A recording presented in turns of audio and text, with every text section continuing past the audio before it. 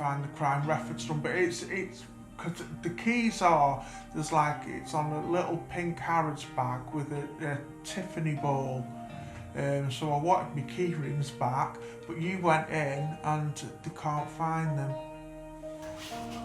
But you have some pictures of the damage. Yeah, so yeah. So it'd be good to see that. Yeah. It's a year ago now. I'm sorry, my voice is not good.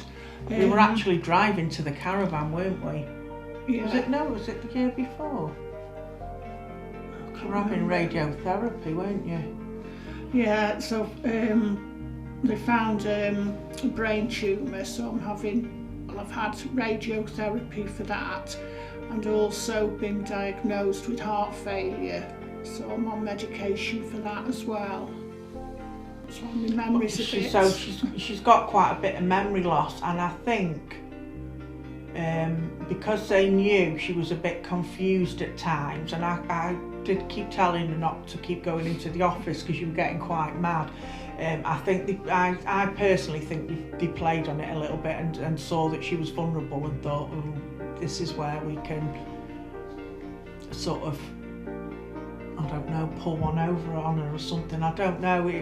I think personally they saw her as vulnerable and used that, and sort of said to me sometimes, oh, your mum's been in and she said this, but especially the sales, Mike. And she was getting quite upset because she said, I didn't say that, which we'd had a couple of rows because I said, don't go in without me, or don't go in and say anything. But you were getting really upset, weren't you? Because this was the year before, actually. This was, no, it wasn't. It was a year before because we got given. That's then right, he said, yeah. no, right, that's fine. You are right. I've got it till 2028.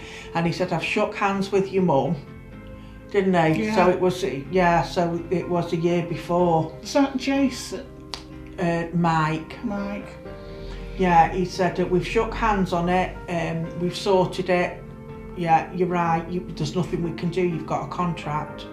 Did you find that sometimes the stress of this made your health worse? Oh, definitely. Yeah.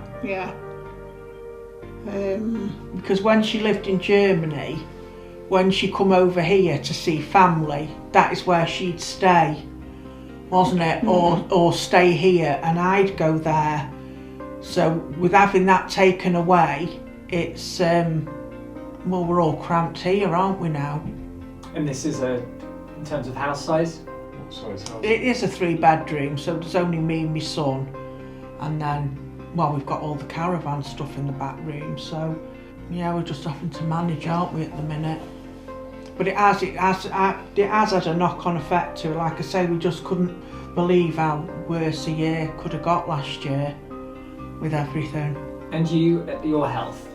Yeah, well, the reason why we got the caravan, it was in 2018, is because I'd been really poorly and been in a coma, and through sepsis I've got lung disease, and I had 22 bleeds on the brain, so I was on an ECMO machine, and they told me I wasn't going to make it, so I was just in hospital, was it 3 or 4 months in Wythenshawe. So when we got out, it was sort of, obviously my mum wasn't poorly then, but it was sort of somewhere for both of us to go, because obviously they've said it's terminal illness, it'll never get better, and it is getting worse. So it was just somewhere for us both to go and have a break. Mainly me. But yeah, it's just...